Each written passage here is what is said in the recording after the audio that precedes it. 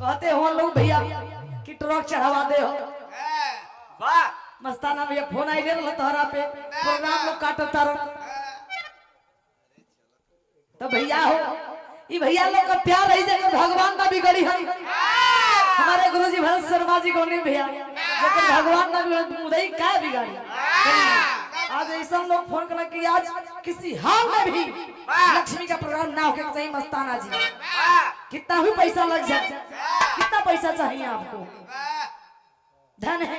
ए लक्ष्मी जी ये घरे जिला में भूत चलल बा घरे फोन को कहो ताकि फलाना बा पूरा कर बड़ो ओकर ना होए के चाहिए ओकर प्रोग्राम करा दिहलो तो तारा पे एफआईआर होई काहे भाई बिना परमिशन के नहीं का प्रोग्राम करले ऊ एफआईआर काहे खातिर होई तो खाली व्यक्तिगत एक आदमी के प्रोग्राम करले बड़े से तारा पे एफआईआर होई तने भेड़िया में आके बतिया ना तो फिर हां सच्चाई है मर के तेजा के बनी दिखाई ना मर्दानी तो भैया हो कटवा लोग का कमी ना है तो भैया ये मेन लाइन हेडलाइन पर दिहलो चैनल वाले भाई एक नोट करी हलो कि कटुआ चटुआ बड़ी लगल हुए।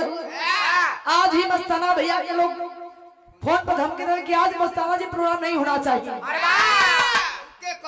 अब पता ना भाई भैया बताइए सवेरे बात हुई और कल भी हमारा प्रोग्राम है भैया निश्चय धरती पर तो वहां भी लाल जी के लोग कि लक्ष्मी जी देखिए इतना पैसा आया है मेरे मोबाइल में किसी ने धमकी दी है कमिटी के लोग का 50,000 रुपया दिया जाए लक्ष्मी का प्रोग्राम नहीं होगा।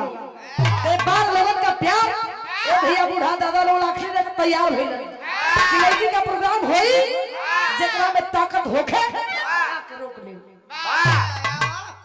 तो भैया हो भगवान के नाम बिगाड़े के चाहिए। आप ही लोग भगवान बनी बाबूजी कि एक अच्छी चीज को इतना सुंदर मंच देने का काम किए हैं बाबू हो। आप लोग का प्यार दुलार मिलेगा आप लोग का देख के हमने का शक्ति मिला है भैया। हमने के कहा औकात था कि बम्बे जाए जा हेलीकॉप्टर से चली जा लेकिन ये आप लोग दिले बानी इस धरती पर बड़ी प्यार मिल रहा है। तो भाई हो आप लोग का प्यार सच्चाई हम मंच में ऐलान करते हैं बाबूजी कि हर जगह ही हमके धमकी मिल रहा बा तो शायद आप लोग को प्यार है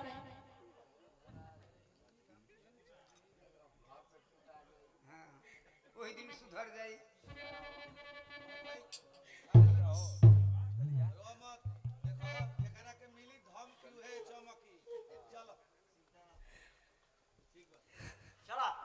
आइए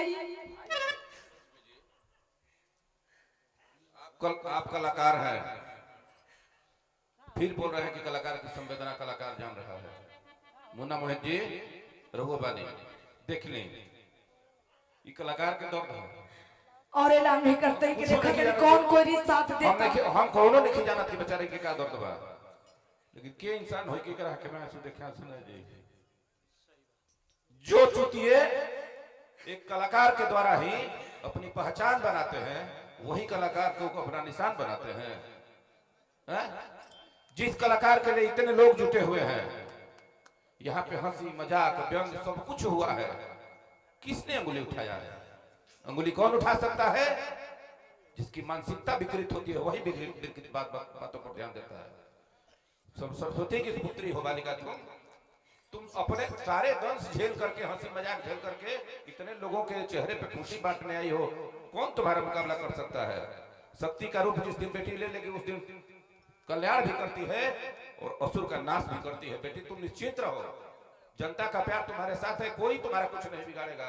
सुनो कलाकारों के सम्मान में पंकज वसुधरी मैदान में रणठ में ठान लिया है कहीं भी किसी प्रकार का दंश हो तो भाई को याद करना जिस रूप में लोग खोजेंगे उस रूप में निपट लिया जाएगा। धन्य कवि जी आप लोग का प्यारे से बने हम पे कि कोई मुदई हम पे आँच न लगावे लेकिन एक ही मंच पर नहीं हमने आज 11 दिन हो गया यहाँ पे गाते हुए 11वां दिन आए हैं और 9 तारीख तक प्रोग्राम है मेरा लेकिन 9 तक 9 को प्रोग्राम में फोन गई बा हर जगह पैसा गई बा तो भाई माई भगवती है कितना पैसा अब कमेटी लोग पैसा ले लेते हो आप प्रोग्राम करवा लेते हो तो धन है लोगों का प्यार है आप लोग का सम्मान है आए डालत है। यही गलती है भैया कि हम वो आदमी से फोन से बात नहीं कर सकते। ये गलती बात कि रात दिन हम बात करी तो ठीक बा आदमी से।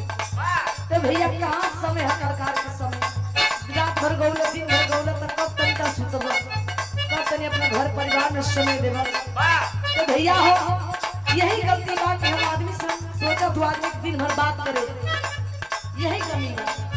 तो बाबूजी हम उतना समय नहीं देखा सकते भैया, लोगों का सोच देखे एक से दीवाना मिलल लेकिन ऐसा घटिया दीवाना तो हम ना सुनने रहे। कई हर जगह गए है बाबू, बम्बे तक ले कहाँ गोली बिरहा कलकत्ता कानपुर, लेकिन ऐसा घटिया आदमी ना की पैसा भेजे थे प्रोग्राम काटे बदे। चैनल वाला भाई नोट करिएगा, ऐसा घटिया आदमी हम ना देखे। तो भगवान हम देर हुई अंधेर ना हुई, या तो दिल में दुआ लगी हाय करिए भैया, हमारा हाय करी की